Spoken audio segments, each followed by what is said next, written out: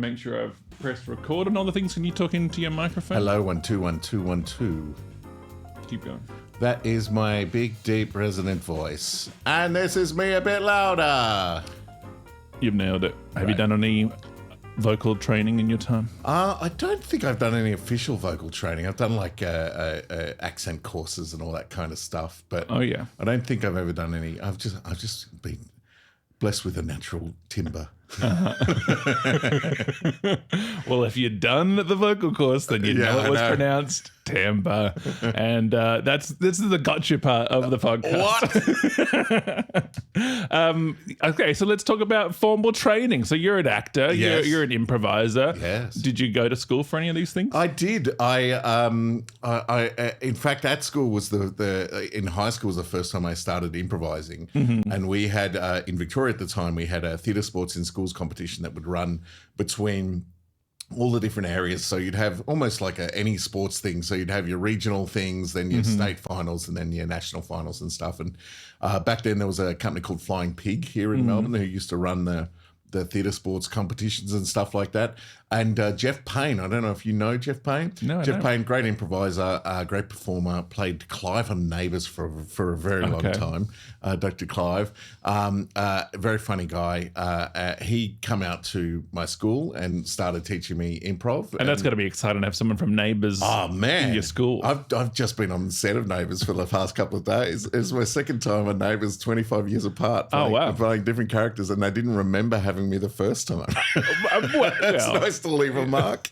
Well, let's go down that garden path for a second. So what were you doing on Neighbours 25 years ago? 25 years ago, I was Toadie's dodgy friend for a few episodes. Oh yeah. You know? Do you remember what his name was? Yeah, I was trying to sell him marijuana and get him into some bad drug times.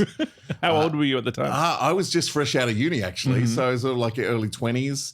And now I'm 50, and and I'm back as a dodgy doctor. Is this one of those things that you do Neighbours twice in your career? One's on the way up, one's on the way down. I know. It's so funny, but yeah, it's hilarious. And have you decided, are these characters distinct, or in your head canon are they the same character? They're the same character. Yeah, someone deep down's going to be someone deep down Neighbours freak is going to go, hang on a minute. That's Tony's dodgy friend. Yeah, I know. He grew up, did med school, and now runs dodgy practices. What's it like doing? Because I hear with soaps that you're doing a lot of pages very, very quickly. Yes. Is it as fast paced as they make it seem? Yes, very much so. It's very much in and out. Cover this, cover that. Done. Good. You don't get the luxury of like, can I just go again on that? Like it's the words are out. You're done. Like And I mean, as well as the guest performer, there must be some level of wanting a pat on the back a little bit as well. Or are you this deep into your career that you're like, I don't need someone to go. I don't think anyone doesn't like at least a thumbs up from a director. Just like, that was great. Thanks. Yeah, like that's all I need in passing. But a feeling that will end up in the episode. Yeah. So yeah, all I need is a look and a nod, and I'm happy. But I don't need much more than that nowadays. But it's it's and I'd worked with the director before on various things as well. I think that I worked with him one time on an episode of Water Rats. Okay, I remember 90s show. Yeah, where it was police on the harbour, and I was a hacker. Okay. I played a hacker who was a white Rasta hacker, and it was. This was the era. Yeah, it was very funny. I walked into wardrobe and I was like, "What? Shouldn't you have someone of a different culture playing this part?" No, it's you. Yeah, right. And I was like, I've got to wear this wig. Okay. Yeah, it was dodgy times, but yeah, it's I think it's canonical in that gap. Okay. At least in my mind. Tell me about, speaking of pace of Neighbours, I just watched you in an episode of Fisk. Oh yes. What's the pace on a set like that? Fisk is a little more generous than Neighbours, and I think you need to have a little bit of that space for comedy to thrive on a set. It's still very, very economic, and we were on that set for 3 days because it was an episode where we were all in a work cohabit space, so we all had to be on set all the time because we were either in the background or kind of sitting next to conversations or in meetings and things like that. And how are you passing the time when you're just deep in the background? Oh man, we were lucky that we were at desks with computers that were connected to the internet. So I literally was doing shopping. I was looking around. I'm like, oh, I might look. I did a whole bunch of research on 3D printers. Great, good stuff. It's like, is my screen in shot? No, good. I'm doing this. Like, that rules. Yeah. So, but yeah, really lovely time on Fisk. Fisk is a sort of show that's very funny, but sort of, I wouldn't how to categorize it. It's sort of understated in its humor. Yes. Are you able to go, oh yeah, I think I'm delivering on the funny that they need? Yeah, it's because it is so understated. You've got to. I get nervous that I'm playing it up too much, and so I've got to try to hit a level where it kind of matches the thing that I'm in. I'm not doing Thank God You're Here in front of 500 people with playing caricatures and big versions of things. And so you've got to go in at that different level. But I mean, I did that in the audition. There's space for improv on the set. So one of the gags that they left in the episode, I improvised, and that was really lovely. That's got to be satisfying. Yeah, it's really lovely to have Kitty laugh, and then at the end of the take, and then say, "Can we cover this off?" It's like, yes, all right. That's great. Give us the industry translation. What does it mean to cover something off? Cover something off is get shots from all angles. So it was in that wide take, which means now as they're covering Kitty's close up, my close up, other things that will be something that we shoot and keep in the thing. That's good. Nice. Yeah, I've got other things. I've had other things where you improvise and they're like, "All right, we'll just cut there." Okay, thanks. Yeah, sometimes because I've only done smaller sets, so if my improv makes it in, I'm chuffed. But because I will just be riffing on these. Like I did a indie film a few years ago, and I did just start improvising almost just to see if I was going to be told to stop doing it, but I kept doing it. They were happy with it. So I was sort of like, all right, I will eat as much cheese as I can before the trap comes down, which I think is good until someone comes and taps you and goes, all right, can you do the script? Yeah, what I've learned, particularly with TV and TV comedy, is you've got such a small window for improv because it's already mapped out in the episode so tightly that there's not a lot of time they can give to improvise bits. You know? But I find that on a comedy set they still like to keep it alive and throw that kind of stuff in. And so particularly comedy sets and something like Fisk, there's always that space there to have something like that go on. And I learned that from on the McAuliffe program when because as I was coming up I worked with Sean and Sean would rehearse the script, and then when the camera was rolling, always something would be different somewhere, be it at the end or some way through, just for that spontaneity and to keep things alive. And he seems like someone who loves to just jump on something unexpected. Yeah, even if it was just like a sneeze or whatever, that is being immediately pulled. Yeah, I think the reason I hung around so long with Sean is I would never break when new things happened. I could always keep a straight face, and then at the end of the scene, everyone would crack up. But when that surprising kind of thing happens, and that comes back to kind of improv training as well, is you never know what you're going to get hit with, and you want to stay in character while the audience is slapping their knees and laughing. So let's move back to those high school theatre sports times. Yeah. Was it immediate like, oh, I'm addicted, I can't get enough of this? Essentially, yeah. I mean, I was that student that had the report card was like, Jason's a class clown, he's never going to get anywhere, that kind of thing. And back in those days, there were tech schools and high schools, and tech schools were for trades and stuff like that, and high schools were for arts and that kind of thing. And I grew up in a very blue collar family. My dad was a prison officer and a mechanic, and my mum was a hairdresser and very blue collar. And so I just went to a tech school because that's what boys did in the western suburbs of Melbourne in the early 80s, And the idea of a career in the arts was this even a sniff by this point? Not at all. Not at all. So I bounced around tech schools a little bit because I got into fights. In fact, my last stand-up show, I went into this stuff where my old man was very down the line, and he used to say to me, "Never start a fight, always finish a fight." Right. I would never get in trouble for fighting if I didn't start it. I feel like those sort of quotes would be, in a much more gravelly tone. Yeah, absolutely, absolutely. This from a man who worked in a prison. Goodness gracious, and so real pro violence. And so I'd get into fights that I didn't start or provoke, but I would fight, and so I ended up getting kicked out of a bunch of different schools when I was a kid. The last time I got kicked out of a tech school was because I was making gags. I was always a funny kid. Was that a survival instinct? Yeah, particularly in there. If I could be funny, I wouldn't have to fight, and so that was very much the survival thing. And so I was in a woodwork class with my teacher, Mr. Bell. Who, if I'm sure, bless him, he's probably moved on by this stage. He was an older gentleman then as well, a gentleman from another time. He was a 50s teacher in a 1980s world at a tech school, teaching woodwork to a bunch of lunatic boys. And around the same time, the film Commando came out with Arnold Schwarzenegger, and the tagline from that film was "Let's Party," and it had Arnold Schwarzenegger holding a knife on the front of the thing. One of the highest kill counts in cinema. And the greatest kill lines in cinema.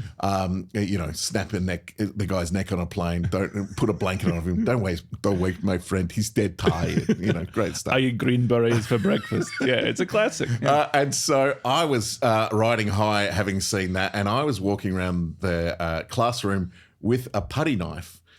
What's a putty? I see. So putty is the stuff that goes in the gap in wood, and you apply it with a little blunt knife. For some reason, the first vision I had in my head was a knife made of putty. And then I was like, no, I know what that is. I figured it out. But I would walk around to all my friends and just go, "Let's party," like that. Everyone's cracking up. Schwarzenegger, let's party. It's great. I mean, I will say, as the person who was often on the receiving end of that kid in tech class, nothing made me more nervous than the kid. Anytime you left your station, you leave your seat with any of the tools and you're walking around with it, I was so nervous about that kid. So I'm the other guy. And so I was walking around, let's party. Get back to your bench. Geary, back to your bench. And everyone's cracking up. Let's party. And so now it becomes I'm just pissing off Mr. Bell. And so the straw that breaks the camel's back is, I say it one last time, he snaps and throws a wooden mallet at me across the room, which hits me in the head. And I snap and I throw a wooden mallet back at him. Whoa! And I get kicked out of school. He gets in trouble. Did you hit him? Yes. Okay. Well, not in the head though. Yeah. He got a pretty good shot on you. Yeah, he did get a good shot on me, and I deserved it. Now, in retrospect, I deserved it. And so I got kicked out. That was the last school in the area, right? Because what would happen is I get kicked out of the school for fighting. I go to a new school, there'd be bullies there who knew that I'd been kicked out of school for fighting, so would want to. And I'm assuming video game rules, like there's a game called The Chronicles of Riddick where like you keep trying to escape prisons and then being put into tougher prisons, and I'm assuming it's that type of thing. Well, I mean, it was the western suburbs of Melbourne, and we were tech schools, so they were all they all had their own different politics going on. It was the Wanderers, basically. Yeah. You're in a real 80s cliche type thing. Yeah. And so I finally get kicked out of the school. My parents are pulling their hair out, and they go, well. Is your dad starting to go, maybe I'm not giving the best advice? Yeah, I think best advice. My dad's going to just start the fight. I was like, no. It's like, But I finished it. Mr. Bell was on the floor. And so I got kicked out, and I finally got entered. I don't know, into high school. Okay. And you came back around. Yeah. Well, I just run out of tech schools in the area, and my parents didn't want to drive me to a different tech school, half an hour away. So I'd gone through 3 schools at that stage. And so I went to this high school, and that was the first time I did drama. Right. And it was often, even though tech schools weren't single gendered schools, there were guys and girls there. The ratio was way off.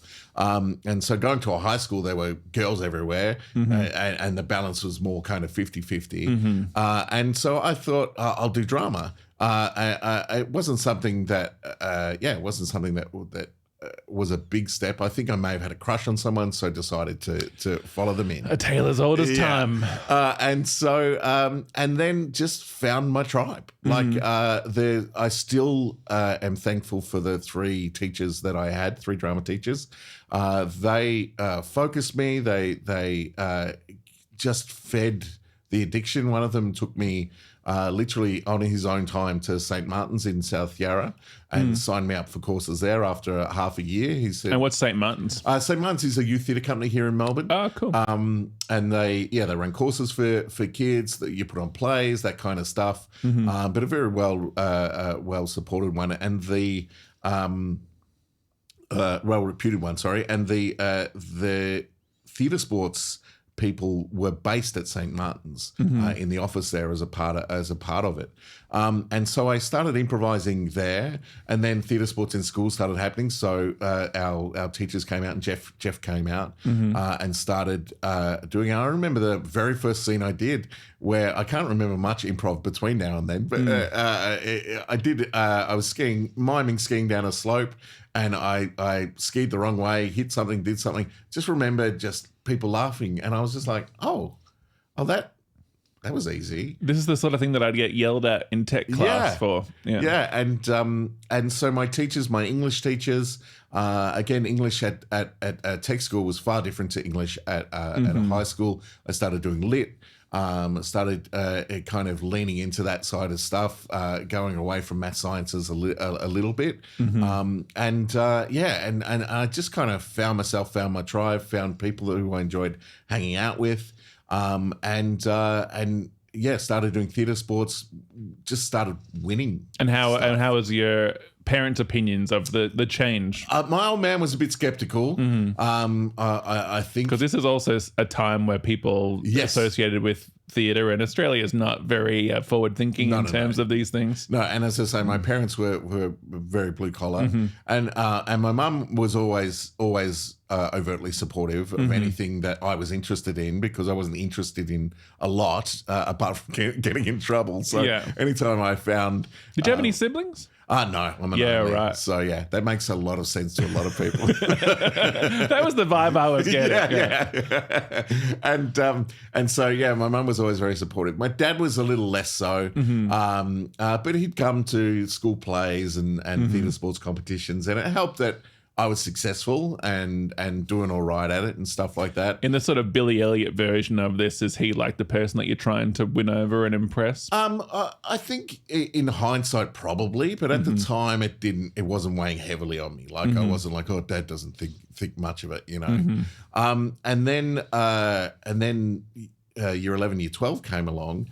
And at the end of year 10, if you had have asked my parents, in fact, I quit school to become an aircraft mechanic. Okay, twist. Yeah. In year 10, after one of the times I got kicked out of a school, I missed half a year because I'd applied to be with Australian Airlines at the time, no longer exist, but to be an aircraft mechanic because I had an interest in aircraft. And I got the gig, but that was the year there was a giant pilot strike. And they decided not to take on any apprentices that year because they couldn't afford it. So this is a real sort of sliding doors. Yeah. So that's when I went back to school, to the school where I got kicked out of, that led me to. Oh, so it wasn't until year 11 that you were in a more mainstream high school. Yeah. Oh, wow. So in that 2 years, there was a turnaround. Like if you were to ask my parents if I had been going to university at the start of year 11, they would be like, we'll be happy if he graduates and does anything.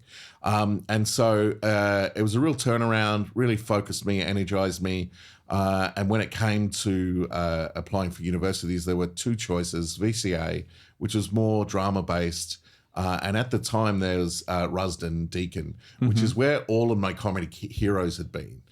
So Leno and Woodley had gone there. At the time, all the Wog Boys had gone through there. Like all these people who were making it big in comedy had gone through this. But a lot of them, like McAuliffe, went and did law, and then found themselves in comedy. So were you looking for a strange route like that? No, at the time I didn't know that was the best way to do it, because then you were also a lawyer, know, I was You like, got to go do the law review. yeah. I mean, if nowadays, even just to get into a drama course, you need a great score. And I don't think I would have had a great score. But the main part of the entrancing was audition. So it was 2 days of audition. Turned up with 1,000 other people. They got cut. Turned out I was there on the last day of the last afternoon, and that was like a long form improv thing that we had to do. And so the setup was that we were in a prison cell, and it was just three. You're of like, us. this is perfect. And I was like, well, I feel all right with this. And I remember it quite well because there was one guy in there who just was like, I'm going to make this all about me, and spoke almost the entire time, cutting everyone off and stuff like that. And I just picked my moments and had a nice kind of arc through it. And I got hit in. Thanks very much. Which is a beautiful instinct, because I you hear about those sort of auditions where people are battling for space, but they go, oh, well, this is my moment. I better be the person who steps forward and is the loudest. It's like, no, that's not what we want to see. And I often see that on an improv stage as well. Like, where you've got 8 people all fighting for space, so they're just trying to step forward and be the loudest. This person's treating themselves like they're the thank God you're here guest. And you're already there going, my job is to support. Yeah. And I think getting to know my lecturers, through the 4 years I was there, I understand what they were looking for, even though I didn't at the time. I just knew that I wasn't going to compete for space. I was going to pick my moments. And as a practical person, as someone who's going, oh, I should be getting a trade in year 10, you're thinking about career. Was drama, were you thinking just as practically in terms of performance that you're going to go, well, this is going to be the job that I do? Not until I got into uni. Not until, I mean, I was hoping for it through year 12 that I could do something in the performing arts, just because it felt good. It came to me the most easy of anything I'd ever done. So it wasn't a career thing at that point. Once I got into uni and then found that tribe, many of whom I still work with today. Liam Amor is one, Rick Brown is one. We were all at the same uni together. Oh, right. And so a lot of those relationships that have gone for the, preceding? No. What's the word? I have gone bad with words today. For the subsequent 30 years were forged in that 4 years. Yeah, that's massive. And also kept improvising while I was there. So that's always been the foundation. Yeah, lots of improv between universities at the time as well, that competition kind of stuff. And then I found my way to Impro Melbourne, and it was just kind of forming at the time. The people who had been running the Flying Pig Company, who'd been doing that sort of thing, everyone got a little handsy in the pot, and there was a bit of tension in the company, and it kind of blew apart. Right. So for a while there, while I was in university, there wasn't any kind of official theatre sports or anything going on until Impro Melbourne kind of got the license and congealed around it. And so we started running theatre sports here in Melbourne in the kind of late 90s. And it had been running before. In fact, it was huge in the late 80s. It was at the Arts Centre and all that, Denton, McAuliffe, everyone doing it. But by that stage, the kind of wave had broken and everyone had gotten their piece off of it and gone and done other things. And was this making you then feel like comedic acting was the place that you wanted to be heading towards? Or I just think comedic acting came more naturally than dramatic acting. I like, even just doing Neighbours, I enjoy dramatic acting, like I really do. And if that door had have swung open at that point, if not that I auditioned at VCA, but if I had done VCA and gone on to do dramatic acting, I think I would have enjoyed that just as much. But I enjoy the collaborative process of improv and stuff like that. And so during those years when I was at Rusden, we kept improvising. Liam Amor and I started doing sketch comedy around the traps, and we did raw comedy in 98. as a duo? As a duo, doing sketch. And we were one of two people doing sketch. The other was Glenn Hall and Sam Longley from WA. In that, and we made the national finals. And that was the year that Chris Franklin, the Bogan comedian, won with his very popular song. And Did he do bloke in raw comedy? Yeah. Oh, wow. Yeah. So, it did bloke killed the place. We did all right. Like we played the town hall, did really well. Ted Emery, Sean McAuliffe were in the audience of the final. That was a Saturday night. Monday morning, we get a call from McAuliffe from the McAuliffe program saying, "Would you guys like to come on set?" And, oh wow!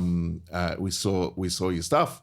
Would you like to come on set and just be some dog bodies and extras and stuff like that? And, oh man! And we were like, "Yeah, sure." No, we're busy. And so that's kind of how we broke into that kind of circle, entered that world, and that was those next 3 years was a huge education. 3 years of McAuliffe program. Yeah. Oh yeah. wow! So we were there from the very beginning, although we were in it more kind of second and third season. First season you'll see us in background and stuff, but it was the main cast. But we were learning how the set worked, how the writing worked, how everything worked in the process of it all. Just being on set and kind of being able to watch and learn from someone like that is just amazing. When was the first paid gig? My first paid gig. Like when did you start going, oh, there's money in this? While I was at uni, I'd be gigging. Right. You know, we'd do comedy, we'd do sketch, improv gigs, the odd through Impro Melbourne, the odd school tour. So I could make, I'd go country touring and make money doing that. And so yeah, so starting to be sort of validated, remunerated and going, oh, okay, this is there was legit. A choice kind of late 90s, 2000, probably more in the third season around when McAuliffe was in its third season, where I was working in a bookstore. I was I had other jobs. It's not a full year, that it's filming for. And so, but there came a point where the work was coming so much, enough that I was taking too much time off work, or they were getting shitty about it, and I just had to go, well, do I want to please these people who really don't care, or do I want to make a career out of this? It's going to be shaky, but let's go for it. That Indiana Jones leap of faith moment. Yeah. And so I did, and there's been times where it's been like most performers, it's feast or famine, and it's only fair that we talk about that, because at the moment, like we've done a lot of great credits, and it's all very, very exciting. So let's talk about some of the famine moments of going, is there going to be a next job? What's happening? I mean, it's always like that. It doesn't stop, and learning that was really tough, because when you got a break, say a series or something like that, you're like, man, I've made it, and then it stops and you feel like you're back at square one again. Yeah, the phrase "I've made it" is a dangerous one. Yeah, it's like, is this where I wanted to be? And here I am.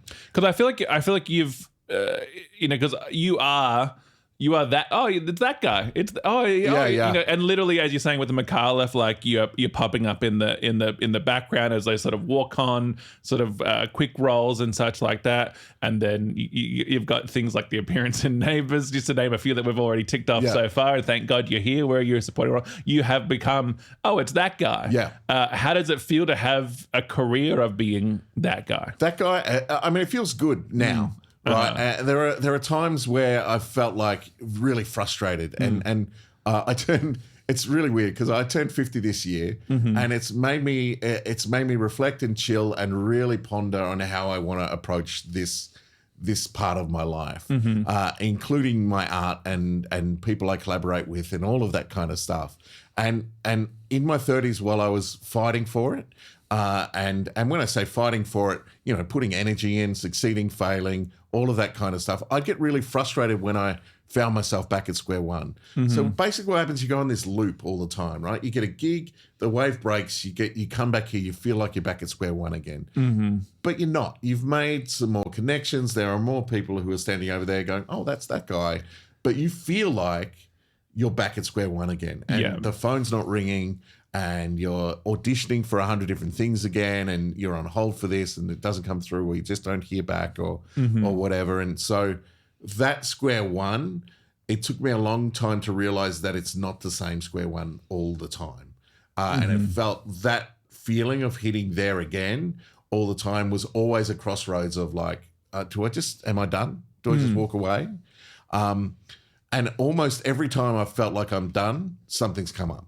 Like to the point where it's almost laughable now. Like I go, well, I just got to get back to here again, and then the phone will ring. And the phone rings more often as you go through, and more often when you're in front of people's eyes. But I always just tell young improvisers, young comedians when they are asking, and you know about this, you've just got to create the work. You've got to put yourself in front of people. Even if you feel like it's doing nothing, it's always doing something. There's always going to be someone there you don't know who can talk to someone in a room you're not sitting in, and then the phone will ring. And I often think about just the shows that I put on. I go, oh, well, I only got a couple of handfuls of people that came to that show, but now with social media, everyone on my social also knows that I put on a show. So people go, oh, well, that person's doing stuff. Yeah. You know, we're creating all of these sort of vibes that are going out into that current, and who knows how it might come back. Yeah, and cynically you can say I'm trying to build a brand for me, but really that's not it. Like, people want to collaborate with people who do the work, who are easy to work with, and are good at what they do. And so if you can show people that that's how you work, then the phone will ring. Yeah. And so it's always important to keep that vibe going. And you are scaring some of the younger people out there. Substitute phone will ring for email will arrive. Yeah, okay? yeah. Email will arrive from your agent. The phone won't ring. A text will come from someone. That's right. Tell us about the work that you've created off your own back. Like, what sort of things have been examples of either things that were creatively satisfying for you, or were good examples of, oh, this was something that I made and I got something off the back of it? Yeah, a lot of the stuff that I've done is improvisation based. So there's this kind of crossroads here in Australia where, you know, you've got stand-up comedians who often end up doing sketch or things. Then you've got sketch comedians. Then you've got improvisers, right? And improv has always felt like the poor cousin to stand up here, and that's changing as things happen. But over the last couple of decades, it's always felt like the poor cousin of comedy. So, the improvisers get made fun of by the stand-ups of being dorks, and the stand-ups don't realize they are also dorks. Yeah.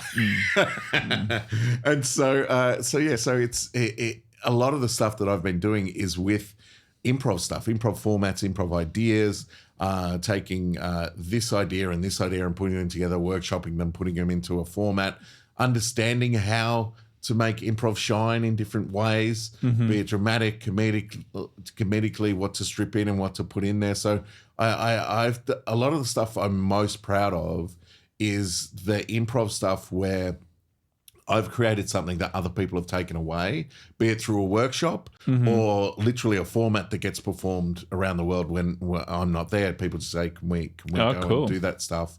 That's the stuff that really satisfies me, where I feel like I've got such an understanding of the craft, and I can say that about improv, whereas I can't say that about sketch comedy. I enjoy sketch comedy. I've done a lot of it. I've written sketches that pop up on Instagram and stuff every 6 months and get millions of views, and then someone else posts it. Stuff from Skithouse, stuff from McAuliffe, stuff I've written from and performed live. Just keeps kind of. But you don't get to see any residuals. No. It's just like everyone keeps posting stuff and going, "This is you." I'm like, "Yep, it is." We didn't sign that contract back then. But it's nice to know that people are discovering work that would otherwise be lost. You know. Does it make you, like, because of the era now of short form content being so easily shared, do you have anything in the back of your head that goes, oh, if we had made that in this era and that was coming from my account, those million hits would be mine and I'd be able to convert them into something? I'm a little part. Like, I think the social media hits and likes and all that kind of stuff, I give zero fucks about. Okay. Like, I've never tried to do that. It's nice when it happens, or so I go on a video of a sketch that I've written and I see that it's got millions of views. I'm like, that's great. I've made a few million strangers laugh, and that's fantastic, and it's being shared around. And I mean, when we were writing on Skithouse, the rule was you couldn't write a sketch longer than a page and a half. Right. Like it was. Oh man, I would love if more people did that. Yeah, they wanted it like set up, delivery, bang, you're out. Like, because we had a 24-minute show, and we'd want at least a dozen sketches in there, and some recurring throughout as well. So yeah, you have to learn to write tight, like get that idea really essentialized, get the setup really essentialized, and then either tilt it right at the end or tilt it and then see what the fun and games is.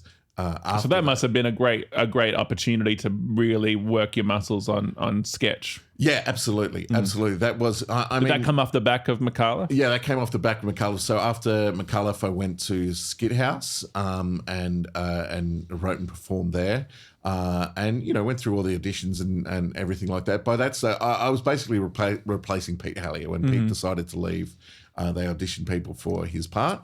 And Ben Anderson and I got taken in to cover off Pete. We need a Pete Hallier type. Yes. How do you feel about being a Pete Hallier type? Oh, look, I'm all right with it. I think I've been other people's types the whole time, and I'm happy to step in other people's shoes. Like if you're gonna blaze away, and I love Pete, and we've worked together a whole bunch over the years, and so yeah, I don't mind at all. Like in fact, you've got to be someone's type because people don't think past that. Yeah, they're unimaginative. Like I think about that in my own roles in terms of auditioning for. I get so many dads in auditions for ads and stuff like that. I'm like, I don't think I'm an ad dad, and I feel sometimes when I get those auditions, I'm like, I don't even think I should even put this tape down because I don't think that I really match the brief like they think that I might. Yeah. It's one of those things, and that I mean, there's conversations that you just need to have with your agents and stuff like I'm not an ad dad. Stop putting me for ad dad. Yeah. Put me for cool young guy. That's what I am. That's what was strange about coming back to Thank God You're Here is like when I was on Thank God You're Here OG, I was 30. I was in my 30s, and I came back this time. I got the call from Working Dog, and they said, "Hey, how do you feel about beards and togas and kings and generals?" And I'm like, who is this? They were like, we want you to play all our old dudes, and I'm like, I'm down for that. And so then when I got on, they're thinking they're being very deliberate with their casting to go, okay, we need someone who's going to fit this archetype and this archetype and this archetype. And so when I'm on set for the first couple of weeks, other people are getting parts like Ben Russell or Carlo Ritchie or people like that. And I'm like, I could, and then I'm like, that's not what I'm here for. That was me then. But also, like, now. you're 50, but you're not 70, and like, but you're being cast in like as like dying, dad in this sketch and in this scene. So that's got to feel like, oh well, I'm 50. I can play a range of roles. Yeah, and to their credit, they did give me a range of roles, which is nice. But anytime I read King or General or Emperor, it was usually me on the thing. Give me one skateboarding kid. Just tell us about the Thank God You're Here environment. What is it like to be on that show? It's one of the weirdest shows to make. The cast and ensemble and generally the creative team as a whole. I mean, Working Dog are always a dream to work with. And again, I grew up, I've been lucky enough along the way to work with most of my comedy heroes, which is a lovely box to tick. And who haven't you worked with? Let's name them and shame them. Why haven't you returned my calls? I know. Who? I don't know. Charles Chaplin. Yeah. Come on, dog. Give me a call. But yeah, I've been lucky enough to tick the box and work with a lot of the people, be it on stage or improvise with, and that I want to note that I've played the role of like very like chill interviewer today, because like if I fanboyed out with everything that you name checked, it would just be irritating to go because like it is incredibly exciting to hear all of these things that I'm like, I grew up with all of these shows. It's I mean, again, after I got over the fact that I was at square one again, I was able to appreciate all of those things. But until I took those blinkers off and realized that square one wasn't square one again. I feel like it's sort really of being like a mountaineer or something and going, well, I'm at the bottom of the mountain. It's like, yeah, but you climbed the mountain. And like that's one more mountain to add to your series of mountains for your little bio where you go, I've climbed this mountain, I've climbed this mountain.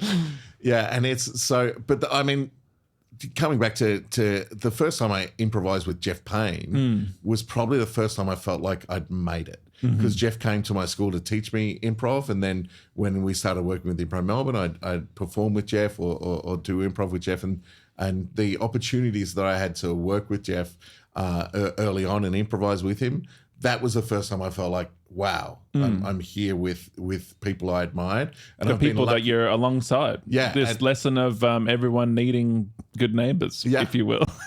And and that's how I feel anytime I'm lucky enough to work with Working Dog.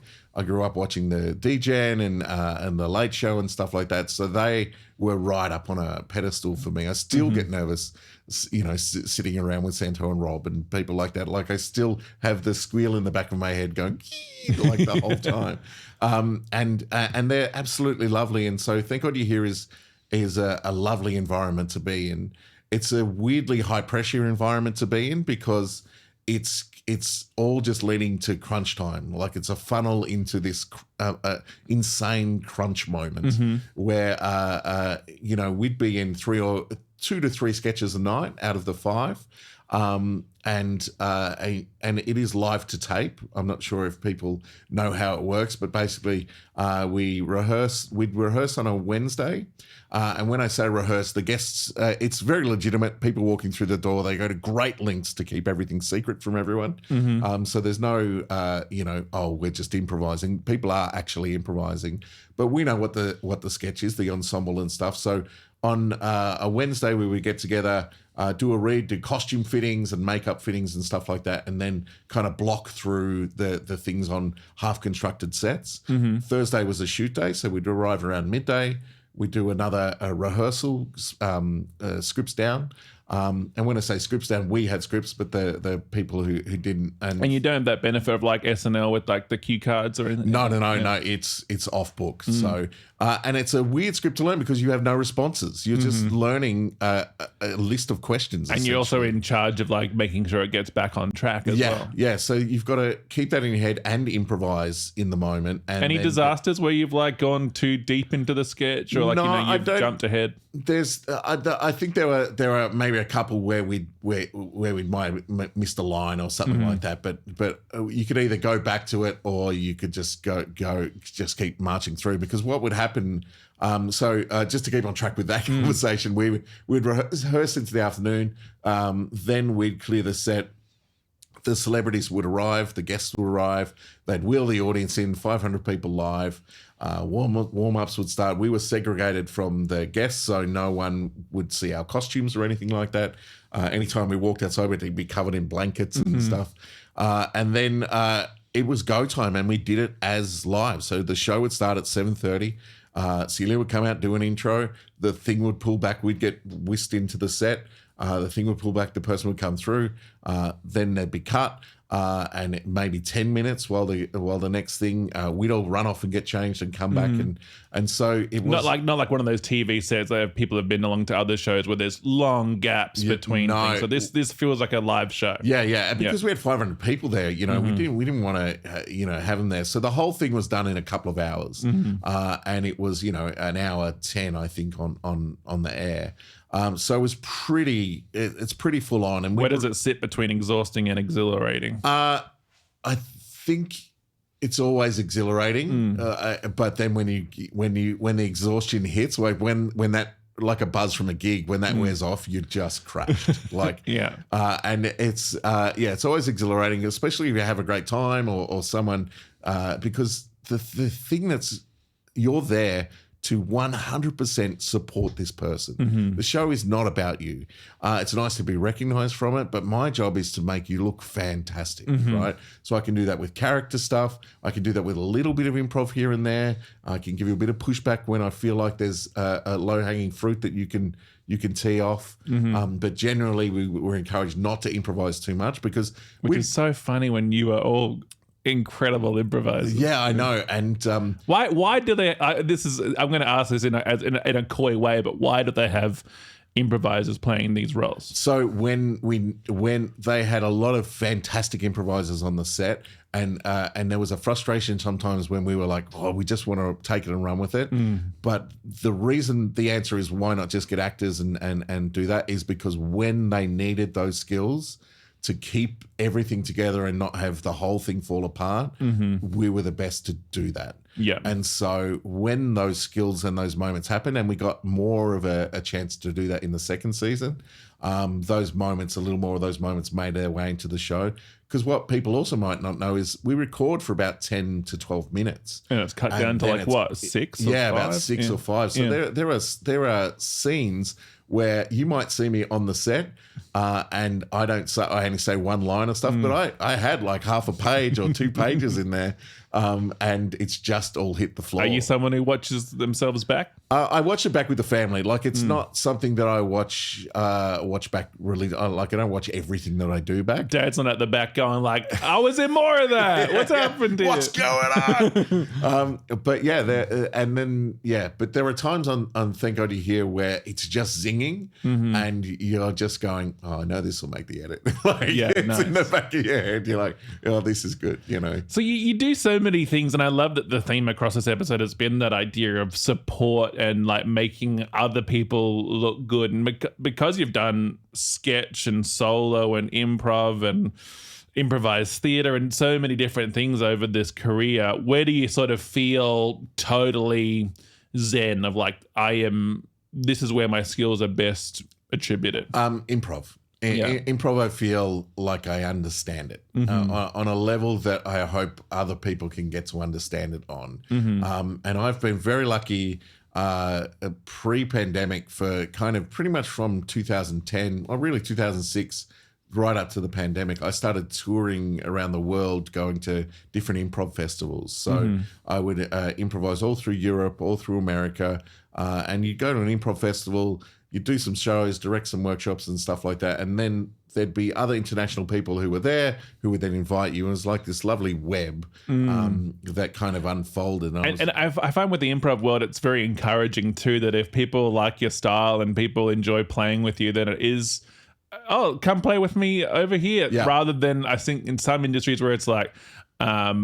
more closed doors and more ladders being pulled up. It's like, you got to know the right person if you want to come hang out with us. I've found there are cities, including Melbourne, less so now, but Improv Melbourne was the improv company in Melbourne for a long time. Then, the Chicago style happened, which is just the same. It's same improv, guys. Yeah, same improv, a little longer. Yeah. And so that came along, and then there was all these different companies in Melbourne, and there was big fences in between them, and I've been around long enough and to happily see those fences start to really come down, and a lot of cross-pollination happening, a lot of different people coming together from different companies. There was a tear down this wall moment. I think so, and I think there are still people in the various bubbles, but there's a point where people kind of stick their head out of the bubble and go, oh, wow, there's this whole other world out here. And so I feel like this is not to diminish these feelings at all, but I feel like in some scenes, whether it's stand-up or improv, there are the walls that are real, and then there are the imaginary walls that people have built for themselves as well. And it's usually built by the people who are the loudest at saying, oh, it's so clicky and there's so many and no one wants to play with me. It's like, I feel like your attitude might be building some of these yourself. Yeah, absolutely. Absolutely. And there's a comfort to that as well. There's a comfort to go, well, these are my people and I'm at the top of whatever this pyramid is. And people can sit there for a long time. They can glass ceiling themselves, basically. Yeah. But I love it when people stick their head up and go, hey, and that's where I've come to work with a lot of different people here in Melbourne, around Australia. And as I say, I'm very lucky to have toured the world and improvised in various places. I've done residencies in Milan, where I've been at the theatre for a month, worked with their teaching courses, performing, all of that kind of stuff, and I've done residencies all around the place. How do those sort of moments happen? Because this is something that I'd love to do more of as well, as I start branching out to more improv scenes. I've done it in New Zealand and locally in the country. How does something like approaching Milan and saying, hey, Well, of those people I met at an improv festival in Amsterdam, right? So I was doing a festival in Amsterdam where I was part of the basically it's the same thing. It's putting yourself out there. It's who you meet. Might attend a festival as an attendee first.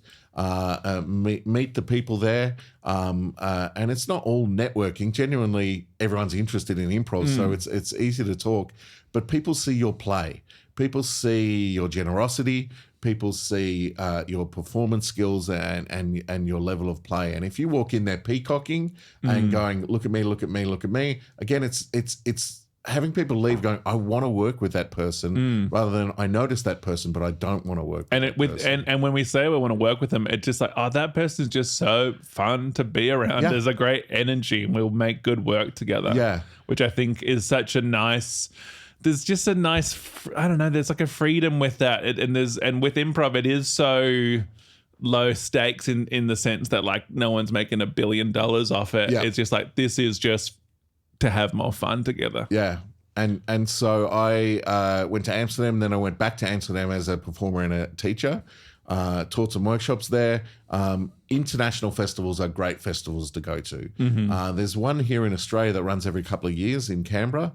And they in prevention, and they often get lots of people from Europe, from America coming over. Sit down, have a beer with those people, have a chat with those people. They become a contact somewhere. If I'm traveling through Europe now, I'll write an email to 50 people going, hey, have you got anything on? Do you want me to come perform? Would you like me to teach some workshops? Here's the suite of stuff I've been doing. Here's the stuff I'm interested in now. And they say, thank God you're here. Yeah. And so that then becomes my route through Europe for 2 months. That's awesome. And so... Are you able to, like, in terms of, because people will be pretty blatant in saying, or cash in saying that there's no money in improv, how much can you sort of fund a trip through Europe doing workshops and shows? You can pay for the trip, yeah. Right? So I can pay for my rent and stuff back home and pay for the trip doing that sort of stuff. You know, I'm not flying first class or anything like that. I'll catch a train from here to there. Which I love doing anyway. Catching trains in Europe is one of my favorite things. But it's it can pay for itself. So you're not necessarily out of pocket. And then occasionally you'll get a call from a festival who will pay for everything. Yeah. They'll be like, we want you to come to our festival. We'll cover your flights, accommodation. So you just got to cover your, they pay you for your workshops. You might have to cover your food or something like that. But essentially, they'll cover the you can glue a few things together. Tell me, as we sort of come to the end of this and coming back to that sliding doors moment, who do you think Jason, the airplane repairman, where do you think he would be at age 50? Well, I think I don't know. I'd hope he'd be happy. I think he probably would have bought a house and that kind of stuff much sooner than I could have ever done. In a very different time to the times that we're living in now. I think he'd be making his mates laugh a lot, and probably divorced. The funny guy on the work side, like, hey, you should do comedy. Oh, I did a little bit in high school, but not really for me. Yeah, that kind of thing. Just make all his mates laugh, then get into a car, get into a ute and drive home and be sad. And so, what would you say to that person who is, at the start of their comedy or acting career, in terms of knowing that the feast and famine is inevitable, knowing that there's going to be highs and lows, but someone practically minded in that way of going like, do I even bother? Like, do I even start? Like, what would you say to that person? I mean, bother, yes. Just know that if you find your people, those people, and there will be people who are continually there the whole time, and then there'll be the fishbowl people who are like really intense for that 4 years that you're in that portion and in that company, and then you might still be friends with them, but you're not have that intense friendship. Those will phase in and out, but everyone in those moments, whether you're in that fishbowl or in between with a a creative idea, everyone's there for you. You just have to make yourself vulnerable enough to go, I need a bit of help, or can I have a gig here, or have the strength to say, let's work together. If you isolate yourself, if you sit there and just wait for the text to come in or the phone to ring, it's not going to. Yeah. And so be proactive, even if it feels like you're not making progress. You are, and there'll be moments where you'll feel that payoff, but you've got to put that legwork in to end up somewhere else, you know. So if you're feeling stagnant, just try to keep working. But ask someone for some advice. I know that I've been lucky enough to have some great people help me with answering questions, asking about sketch, learning from great people. If you see someone that you admire, go up and say hi. Chances are they're nice. And chances are, if you ask them, they'll help you. And as someone who's so passionate about mentoring, we want to share stuff. Absolutely. But we also don't want to be dickheads. We want to be invited. We want to be invited to have that conversation. Yeah, absolutely. And I think a lot of people kind of will stare across the room at someone who's like, oh, that's that guy, and then not walk up and say hi. But do it. Like I love doing that. And as I say, in this part of my life, I've made it very clear to people, how can I help you? What can I do? You don't have to have money for it or whatever. If you want to sit down and buy me a coffee or whatever, let's sit down and have a chat. Like, how can I help you? But if you do have money for it, my hours are very reasonable. Yeah, I can coach and do all that sort of stuff as well. But yeah, I think it's just keeping yourself going, even when you feel like you're not going anywhere. And that's the hardest part. In those low points, going, where is this all leading to? And as I say, you don't know the conversations that are happening around you. You don't know who's in the back row of your show who's gone, and maybe it's someone that they look and you go, I want to work with that person. And even just the two of you coming together, if you're at the same level, there could be a spark and a magic there that springs a whole other thing off. And so don't put your own walls up. And this goes for people in companies as well. Look at the people you want to work with and approach them and say hi. And chances are that generosity will prevail. And if, it might not be the right time for someone, but chances are they'll get back to you or they'll point you in a direction that can help you. Yeah, you never know. Those relationships can be really long lasting. Yeah. And so I think I've been lucky enough to have people teaching me the ropes on the job and in the right situations. And so just make yourself available to be in those situations and know that every learning is a learning. Like, it doesn't have to be, I'm on this great gig, I'm learning everything. You can be in an improv class or a show and that one thing where you note yourself or get a note and go, oh yeah, okay, that could be the next step that unlocks a something for you. Totally. So it's just a matter of having the patience and the strength to see yourself through those square ones. Having that courage. Yeah, because it's always something will happen. There's always some sort of light there, and it's to quote a Bukowski poem. There's a great poem called The Laughing Heart. Please go and read it. It's one of my favorites, but it basically says there is a light somewhere. It may not be much light, but there's some light, and that light beats the darkness. So just go for it. Find whatever that thing is and go towards it like a moth, and generally people will be happy to receive you if your intentions are good, if your heart is open and you're willing to learn. That's that. If you're peacocking and you're trying to protect your stuff, all your energy's in the wrong place. And I know this because, as I said, I've spent time doing it. And I really regret those moments of going, I should have been open arms to people rather than going, hey, I've fought for this space and this is my space now. But I also see that happening all the time. And there's nothing you can say to those people in that moment that is going to penetrate the fan of feathers. The sort of you've just got to let it kind of and you've just got to kind of let it burn out for a bit, and then you'll see the moment where they're like, oh, I think I need more now, and that's always the moment to go, hey, how you going? Are you here now? Are you with me? Yeah. Hey, Jason, thank you so much for your time. No worries, thank you. This was delightful. My heart is warmed. I'm not going to quit.